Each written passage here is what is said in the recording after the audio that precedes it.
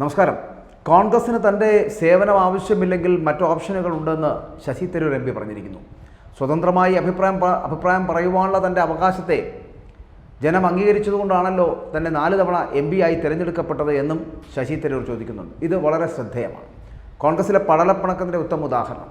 കേരളത്തിലെ കോൺഗ്രസിൽ ഒരു പ്രധാന നേതാവിൻ്റെ അഭാവം ഉണ്ടെന്നുകൂടി ശശി തരൂർ പറഞ്ഞു വെക്കുന്നത് എന്തുകൊണ്ടാണ്? പാർട്ടി അടിത്തട്ടിൽ നിന്ന് തന്നെ വോട്ടർമാരെ ആകർഷിക്കേണ്ടതല്ലേ എന്ന് ചോദിക്കുന്നു. നന്നായി പ്രവർത്തിച്ചില്ല എങ്കിൽ കോൺഗ്രസ് 3ാം തവണയും കേരളത്തിൽ പ്രതിപക്ഷ നേതാക്കളെ കൊണ്ട് അല്ലെങ്കിൽ പ്രതിപക്ഷത്തിരിക്കേണ്ടി വരുന്ന ഗതികേടിലേക്ക് എത്തുമെന്നുകൂടി ശശി തരൂർ പറയുന്നതിൻ്റെ സാങ്കത്യം എന്താണ്? കേരളത്തിലെ നേതൃത്വം പരാജയമെന്ന് തന്നെയാണ് തരൂർ തുറന്നടിക്കുന്നത്. ദേശീയ സംസ്ഥാന നേതൃത്വത്തിനെതിരെ രൂക്ഷ വിമർശനവുമായിട്ട് തൻ്റെ നിലപാടുകൾ കടുപ്പിച്ചുകൊണ്ട് തന്നെയാണ് ശശി തരൂർ മുന്നോട്ട് പോകുന്നത്. കേരളം ഒരു വ്യാവസായിക സംസ്ഥാനമേ അല്ല, അത് പണ്ടുമല്ല ഇന്നുമല്ല. പക്ഷേ ഇവിടെ വ്യവസായ സൗഹൃദത്തിൽ വളർച്ചയുണ്ടായി എന്ന് വ്യവസായ മന്ത്രി 2 വർഷമായി പറയുന്നുണ്ട് എന്നുള്ളതാണ്. ഇപ്പോൾ നമുക്കറിയാം കോൺഗ്രസിൻ്റെ എം പി ആയിട്ടുള്ള ഡോക്ടർ ശശി തരൂരും ഇത് തന്നെയാണ് പറയുന്നത്. അതോടുകൂടിയാണല്ലോ ഡോക്ടർ തരൂർ ഒഴികെ മുഴുവൻ മുതിർന്ന കോൺഗ്രസ് നേതാക്കളും സടകുടഞ്ഞ് എഴുന്നേറ്റതും ഇദ്ദേഹത്തിനെതിരെ പടനയിച്ചതും. ശുദ്ധമണ്ടത്തരമാണ് തരൂർ പറയുന്നത് എന്നും കേരളത്തിന് അങ്ങനെ ആണമുട്ടയ്ക്കപ്പുറം കൊടുക്കാൻ കഴിയില്ല എന്നുമൊക്കെയാണ് അപ്പറഞ്ഞതിൻ്റെ എല്ലാം അർത്ഥമെന്ന് പറയുകയാണ് പ്രതിപക്ഷ നേതാവ് വി ഡി സതീശനും മുൻ പ്രതിപക്ഷ നേതാവുള്ള രമേശ് ചെന്നിത്തലയും. മാത്രമല്ല കോൺഗ്രസിൻ്റെ KPCC അധ്യക്ഷനെ കെ സുധാകരനും പറഞ്ഞു. തരൂരിനെ തള്ളാതെ തന്നെ KPCC അധ്യക്ഷൻ കെ സുധാകരനും അത് പറഞ്ഞു വച്ചു എന്നുള്ളതാണ് അതിൻ്റെ യാഥാർത്ഥ്യം. സത്യത്തിൽ വ്യവസായ കേരളത്തിൽ തരൂരിൻ്റെ മുഖ്യമന്ത്രി നീക്കം ഏതറ്റം വരെയാണ് എന്ന് നോക്കാം. ഇതെന്തുകൊണ്ടാണ് സംഭവിക്കുന്നതെന്നുള്ളത്. ശശി തരൂർ ആഗോള പൗരൻ, വിശ്വപൗരൻ എന്ന നിലയിലുള്ള പ്രതികരണങ്ങൾ എക്കാലത്തും നമ്മുടെ രാഷ്ട്രീയ കേരളം നടത്തിയിട്ടുണ്ട് എന്നുള്ളതാണ്. എന്ന് പറഞ്ഞാൽ സ്വന്തം വെളിവിന് തോന്നുന്നത് പറഞ്ഞിട്ടുണ്ട് എന്നാണ് അർത്ഥം ശശി തരൂർ. ഇനി തരൂർ പറഞ്ഞതെല്ലാമാണ് വെളിവുള്ളത് എന്നെങ്ങാനും പറഞ്ഞാൽ ഈ പറയുന്ന മുഴുവൻ കോൺഗ്രസ് നേതാക്കളും ഈ പരിപാടിക്കെതിരെയും തിരിഞ്ഞുകുത്തുമെന്നുള്ള കാര്യത്തിലും സംശയമില്ല. അതുകൊണ്ട് കോൺഗ്രസ്സുകാർ തമ്മിലടിച്ച് തീരുമാനിക്കട്ടെ. സ്വന്തം നിലയ്ക്ക് വെളിവുണ്ടാവുകയും വെളിച്ചത്ത് പറയുകയും ചെയ്യുക എന്നതാണ് ബൗദ്ധിക വളർച്ചയുടെ മാനദണ്ഡമെന്ന് അത് മനസ്സിലാക്കേണ്ടത് കോൺഗ്രസ്സുകാരാണ്. സ്വന്തം പ്രസ്ഥാനം തീരുമാനിക്കുന്നത് മാത്രമാണ് ശരിയെന്നും അല്ലാത്തതെല്ലാം മണ്ടത്തരമെന്നും വിശ്വസിക്കുന്നവരെയാണ് പക്ഷേ പാർട്ടികൾക്ക് ആവശ്യമെന്ന് പറയാതിരിക്കാൻ കഴിയില്ല. പ്രസ്ഥാനത്തിൻ്റെ നിലപാടിനപ്പുറം പറഞ്ഞാൽ പിന്നെ നമ്മൾ പുറത്തു പോകണം എന്നതാണ് ഒരു നിലപാട്. ഒരു രാഷ്ട്രീയ പാർട്ടിയുടെ ഒരു നിലപാട് സ്റ്റാൻഡെന്ന് പറയുന്നത്. മധ്യേഷ്യ സംഘർഷത്തിൽ തരൂർ സ്വന്തം നിലപാട് പറഞ്ഞതിൻ്റെ ഓളം ഇപ്പോഴും അടങ്ങിയിട്ടില്ല. അറിയാമല്ലോ. കാരണം ഈ പാലസ്തീനിലെ മുസ്ലിങ്ങളോട് ചേർന്ന് നിന്ന് തന്നെ സംസാരിക്കുന്ന തരൂർ ഹമാസ് ഒരു ഭീകര സംഘടനയാണ് എന്ന് പറഞ്ഞു. അതോടെ മുസ്ലിം വിരുദ്ധനും ഇസ്രായേൽ ചാരനും ഒക്കെയായി മാറി ശശി തരൂർ.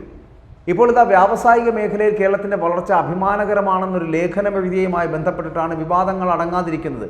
കേരളം മുടിഞ്ഞു നാശമായിക്കൊണ്ടിരിക്കുകയാണ് എന്ന് കോൺഗ്രസ് നേതാക്കൾ പറയുന്നതിന് വിരുദ്ധമായിട്ടുള്ള ഒരു സ്റ്റേറ്റ്മെൻറ്റായിരുന്നു ശശി തരൂർ മുന്നോട്ട് വെച്ചത്. ഇങ്ങനെ തരൂർ പറയുന്നതിനെയൊക്കെ ഭയപ്പെടുന്നൊരു കോൺഗ്രസ്സുകാർ, തരൂർ പറയുന്നതിലും ഒരു വസ്തുതയുണ്ട് എന്ന് പറയേണ്ടിയിരിക്കുന്നു. അറിയപ്പെടുന്ന ചരിത്രകാലം മുതൽ കേരളം ഒരു വ്യവസായ സംസ്ഥാനമാണോ എന്ന് ചോദിച്ചാലല്ല, വ്യാപാര സംസ്ഥാനമാണ്.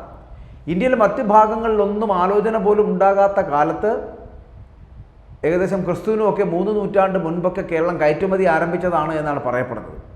കുരുമുളകും ഏലവും കറുവാപ്പട്ടയുമാണ് വിറ്റത് എന്നാണ് പറയപ്പെടുന്നത്. പകരം വാങ്ങിയത് സ്വർണവും. ഈ കച്ചവടം ഏറ്റവും ഗംഭീരമായി നടത്തിയിരുന്ന ആളാണ് കടൽ പുറകോട്ടിയ ചേരൻ ചെങ്കുട്ടവൻ എന്ന് പറയപ്പെടുന്നത്. അതും 2ാം നൂറ്റാണ്ടിൽ, കൃത്യമായി പറഞ്ഞാൽ CE 180 മുതൽ തുടങ്ങിയതാണ്. കുരുമുളകും ഏലവും ഗ്രീസിലേക്കും റോമിലേക്കും മാത്രമല്ല പോയത്, ഈജിപ്തിലേക്കും പോയി എന്നുള്ളതാണ്. അവിടെ മമ്മി ഇട്ട് വെച്ചത് കേരളത്തിൽ നിന്നുള്ള ഏലത്തിലും ഈ പറയുന്ന കുരുമുളകിലുമൊക്കെയാണ് എന്ന് പറഞ്ഞാൽ ആരെങ്കിലും വിശ്വസിക്കുമോ? റോമാക്കാരുടെ കപ്പലുകൾ നിർമ്മിക്കുവാൻ പെരിയാറ്റിൻകരയിലെ തേക്ക് മുറിച്ച് പുഴയിലിട്ട് അഴിമുഖം വരെ ഒഴുക്കിക്കൊണ്ടുവന്നു എന്ന് പറഞ്ഞാൽ ആരെങ്കിലും വിശ്വസിക്കുമോ? അവിടെ നിന്ന് കപ്പലിലാണ് റോമയിലേക്ക് കൊണ്ടുപോയത് എന്നുള്ളതാണ്. മതങ്ങൾ വരുന്നതിന് മുൻപും കച്ചവടം ഉണ്ടായിരുന്നൊരു നാടാണ് കേരളം എന്ന് പറയുന്നത്. പക്ഷേ ഇവിടെ വ്യവസായം ഉണ്ടായിരുന്നില്ല. ഈ കുരുമുളക് കൊണ്ട് മറ്റ് വസ്തുക്കൾ ഉണ്ടാക്കി വിറ്റില്ല, തടി കൊണ്ട് കപ്പലുണ്ടാക്കിയും വിറ്റില്ല. ആ ഒരു നില തന്നെയാണ് 20 നൂറ്റാണ്ടുകൾക്ക് ശേഷം ഇന്നും തുടർന്നു പോരുന്നത് എന്നുള്ളതാണ്. അതിൽ വന്ന ചെറിയ മാറ്റമാണ് ശശി തരൂർ ചിലപ്പോൾ ചൂണ്ടിക്കാണിച്ചത് എന്ന് പറയേണ്ടിയിരിക്കുന്നു. അതിനെ നമുക്കൊരു വസ്തുതയായി കാണാം എന്നുള്ളതാണ്. അപ്പോൾ ഇവിടെ വ്യവസായ സൗഹൃദത്തിൻ്റെ മാനദണ്ഡമെന്ന് പറയപ്പെടുന്നത് എന്താണ് എന്നുള്ളതാണ്. ഈസ് ഓഫ് ഡൂയിങ് ബിസിനസ് അഥവാ അനായാസാന ബിസിനസ് നടത്തിപ്പ് എന്നാണ് ലോകമെങ്ങും നോക്കുന്ന ഒരു മാനദണ്ഡം എന്ന് പറയപ്പെടുന്നത്. അപ്പോൾ ഇത് ശരിക്കും ചുവപ്പ് നാട എന്ന പ്രയോഗത്തിൻ്റെ മറ്റൊരു വശമാണ്, ഒരു മറുവശമാണിത്. ഒരു വ്യവസായം ആരംഭിക്കുവാൻ ചെല്ലുമ്പോഴും നടത്തുമ്പോഴും ഒക്കെ സർക്കാർ ഓഫീസുകൾ ഉണ്ടാക്കുന്ന ഫയലുകൾ, ആ ഫയലിൽ കുരുങ്ങുന്ന കുരുക്കുകൾ, ഇതൊക്കെ പരിഗണിച്ചാണ് ഈ പറയുന്ന ഈസ് ഓഫ് ഡൂയിങ് ബിസിനസ് അളക്കുന്നത് തന്നെ.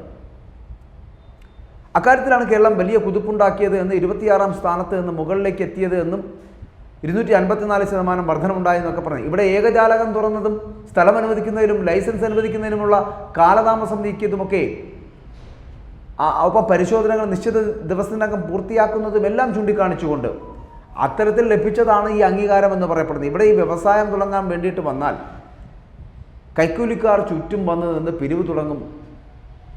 കാശ് കൊടുത്തില്ലെങ്കിൽ എന്താ സംഭവിക്കുന്നതെന്ന് വെച്ചാൽ ഒരു ലൈസൻസും കിട്ടില്ല. ഇങ്ങനത്തെ ഒരു ചൊല്ലുണ്ടായിരുന്നു. ആ കുരുക്ക് അഴിച്ചതിലൂടെയാണ് ഇപ്പോൾ ഈസ് ഓഫ് ഡൂയിങ് ബിസിനസ്സിൽ കേരളം വൻപൻ കുതിപ്പെത്തുകയും ഒന്നാമതായിട്ട് എത്തിയതെന്നൊക്കെ അവകാശവാദം ഉന്നയിക്കുന്നു. സർക്കാർ പറഞ്ഞതിനും തരൂർ അഭിനന്ദിച്ചതിനും മറ്റൊരർത്ഥം ഉണ്ടായിരുന്നില്ല എന്നുള്ളതാണ്. അപ്പോൾ കേരളം വ്യാവസായിക രംഗത്ത് വളർന്നുവെന്നോ ഇവിടെ ഉൽപ്പാദനം മഹാരാഷ്ട്രയെ മറികടന്നുവെന്നോ ഒന്നും തന്നെ ഈ പറയുന്നവരാരും പറഞ്ഞിട്ടുമില്ല.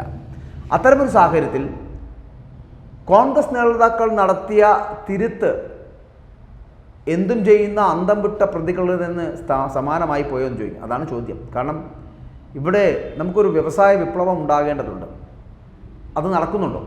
ഇത്തവണത്തെ സംസ്ഥാന എക്കണോമിക്സ് റിവ്യൂ എടുത്താൽ ഒരു കാര്യം നമുക്ക് വളരെ വ്യക്തമാകും. ഉൽപ്പാദനത്തിൽ 2 മേഖലകളിലാണ് കേരളം ദേശീയ ശരാശരിയേക്കാൾ മികച്ചു നിൽക്കുന്നത് എന്ന് പറയേണ്ടിയിരിക്കുന്നു. അത് ഞാൻ ആദ്യം സൂചിപ്പിച്ച ചെങ്കുട്ടവൻ്റെ 2ാം നൂറ്റാണ്ട് മുതലുള്ള ഭക്ഷ്യമേഖലയാണ്. സംസ്ഥാനത്ത് മൊത്തം തൊഴിലിൻ്റെ 29.5%, ആ 29.5% നൽകുകയും ഉൽപ്പാദനത്തിൻ്റെ 15% ഉണ്ടാവുകയും ചെയ്യുന്നത് ഈ മേഖലയിൽ നിന്നാണ് എന്ന് പറയേണ്ടിയിരിക്കുന്നു. 2 മാനദണ്ഡത്തിലും ദേശീയ ശരാശരിയേക്കാൾ മുകളിലുമാണ് ഈ പറഞ്ഞത്. അന്ന് തടി ഉരുപ്പടിയായിട്ടാണ് വിറ്റത് എങ്കിൽ ഇന്ന് പ്ലൈവുഡ് ഉൾപ്പെടെയുള്ള മേഖലകൾ അക്കാര്യത്തിൽ മുന്നിൽ നിൽക്കുന്നു എന്ന് പറയേണ്ടിയിരിക്കുന്നു. മാറ്റം അവിടെയാണ് വന്നത്. തൊഴിലിലും ഉൽപ്പാദനത്തിലും ദേശീയ ശരാശരിയേക്കാളിലും ഒക്കെ മുകളിലാണ് കേരളം എന്ന് നമുക്ക് വേണമെങ്കിൽ അതിൽ നിന്ന് അനുമാനിക്കാം. അടുത്തത് ഇവിടെ പണിയെടുക്കുന്നവർക്ക് എന്ത് കിട്ടുമെന്നതാണ്. എന്താണ് ഇവിടുത്തെ തൊഴിലാളിക്ക് ലഭിക്കുന്നത് എന്നുള്ളതാണ്. കഴിഞ്ഞ 8 വർഷത്തെ കണക്കെടുത്താലും രാജ്യത്തെ ഏറ്റവും ഉയർന്ന കൂലി നൽകുന്ന സംസ്ഥാനം ഏതാണ് എന്ന് ചോദിച്ചാൽ അത് കേരളമാണ്. കേരളം ശരാശരി 735 രൂപ നൽകുമ്പോൾ 2ാം സ്ഥാനത്തെ കാശ്മീർ നൽകുന്ന എത്രയാണെന്ന് അറിയുമോ? 535 രൂപ. 3ാം സ്ഥാനത്തെ തമിഴ്നാട് നൽകുന്ന 519 രൂപ. അപ്പോൾ വ്യവസായവൽക്കരിക്കപ്പെട്ട മഹാരാഷ്ട്ര നൽകുന്നത് വെറും 309 രൂപ മാത്രമാണ്. പണിയെടുക്കുന്നവന് മാന്യമായ കൂലി കൊടുക്കുന്നതിൽ ബംഗാളിയാണോ ആസാമിയാണോ എന്ന് ഇവിടെ വേർതിരിവില്ല. എല്ലാവർക്കും ഒരേ തുല്യ വേതനമാണ് നൽകുന്നത്. അങ്ങനെ നൽകാൻ കഴിയുന്നത് ഇവിടെ അതിനുള്ള വളർച്ച ഉള്ളത് കൊണ്ടാണ് എന്ന് പറഞ്ഞാൽ തെറ്റാണെന്ന് പറയാൻ കഴിയുമോ? മറ്റു കാര്യങ്ങളിലൊക്കെ നമ്മുടെ നാട് എവിടെ നിൽക്കുന്നുവെന്ന് നേതാക്കൾ തമ്മിൽ കലഹിച്ച് തീരുമാനിക്കട്ടെ, അവിടെ നിൽക്കട്ടെ, ആ കാര്യങ്ങളൊക്കെ അവിടെ നിൽക്കട്ടെ, അതിനെക്കുറിച്ചൊന്നും നമുക്ക് പറയണ്ട. പക്ഷേ ശശി തരൂർ വേറിട്ട നേതാവായി മുഖ്യമന്ത്രി കസേര ലക്ഷ്യമിടുകയാണോ എന്ന പരിശോധന ഹൈക്കമാൻഡിന് നമ്മൾ വിട്ടുകൊടുക്കേണ്ടിയിരിക്കുന്നു. കാരണം പുള്ളി വളരെ വസ്തുതാപരമായി പറഞ്ഞ കാര്യങ്ങളെ വളച്ചൊടിച്ച് കോൺഗ്രസിന് തന്നെ മുഖ്യമന്ത്രി കുപ്പായം തച്ചുവച്ചിരിക്കുന്ന പല നേതാക്കന്മാരും നിശിതമായി വിമർശിച്ച് ഹൈക്കമാൻഡിന് മുന്നിലെത്തി അവിടെ രാഹുൽ ഗാന്ധിയുമായിട്ട് മറ്റാരുമില്ലാതെ കൂടിക്കാഴ്ച നടത്തി. ആ കൂടിക്കാഴ്ചയിൽ മഞ്ഞുരുകുമെന്ന് വിചാരിച്ചുവെങ്കിലും അതൃപ്തനായി മടങ്ങുന്ന ശശി തരൂരിനെയാണ് കാണാൻ കഴിഞ്ഞത്. മാത്രമല്ല സംസ്ഥാന നേതാക്കൾ എപ്പോഴും ഇങ്ങനെ അദ്ദേഹത്തെ ആക്രമിക്കുന്നൊരു മനോഭാവം ഉണ്ടാകുന്നുണ്ട്. അപ്പോൾ അദ്ദേഹത്തിനെ ഇങ്ങനെ 4 ചുറ്റും നിന്ന് ആക്രമിക്കുന്ന ആ മനോഭാവം കോൺഗ്രസിന് തൻ്റെ സേവനം ആവശ്യമില്ലാത്തത് കൊണ്ടാണ് എന്ന് തരൂർ കരുതുന്നുണ്ട്. അങ്ങനെയാണെങ്കിൽ മറ്റ് ഓപ്ഷനുകൾ തൻ്റെ മുമ്പിലുണ്ട് എന്ന് പറയപ്പെടുമ്പോൾ അദ്ദേഹത്തിന് മുമ്പിലുള്ള ഓപ്ഷനുകൾ വളരെ വലുതാണ്. വേണമെങ്കിൽ അദ്ദേഹത്തിന് CPM-ലേക്ക് പോകാം, ഇല്ലെങ്കിൽ അദ്ദേഹത്തിന് BJP-യിലേക്ക് പോകാം, മറ്റ് പാർട്ടികളിലേക്ക് പോകാം. അതിനൊന്നും കുഴപ്പമില്ല. ഇനി അതൊന്നുമല്ല എങ്കിൽ ഈ പറയുന്ന ഇദ്ദേഹത്തിൻ്റെ ഈ വാദങ്ങൾ തൻ്റെ മുമ്പിൽ ഓപ്ഷൻ ഉണ്ട് എന്ന് പറയപ്പെടുന്നു. ഹൈക്കമാൻഡ് വളരെ വലിയൊരു തീരുമാനം എടുക്കേണ്ടതുണ്ട്. ശശി തരൂരിനെ പോലൊരു നേതാവിനെ, കോൺഗ്രസിൻ്റെ നേതാവിനെ, യുവാക്കൾ അംഗീകരിക്കുന്ന ഒരു നേതാവിനെ ഈ സമയം കോൺഗ്രസിൽ നിന്ന് പുറത്താക്കുകയോ കോൺഗ്രസ് വിട്ട് പോകാൻ അനുവദിക്കുകയോ ചെയ്യുന്നത് കോൺഗ്രസിന് വലിയ ക്ഷീണം ഉണ്ടാക്കുമെന്നുള്ള കാര്യത്തിൽ സംശയമില്ല. അത്രയെങ്കിലും ബുദ്ധി രാഹുൽ ഗാന്ധിയോ അദ്ദേഹത്തിന് കൂടെയുള്ള മറ്റുള്ള വാഴ കോൺഗ്രസ്സുകാരോ ഒക്കെ അറിഞ്ഞിരിക്കേണ്ടതാണ്.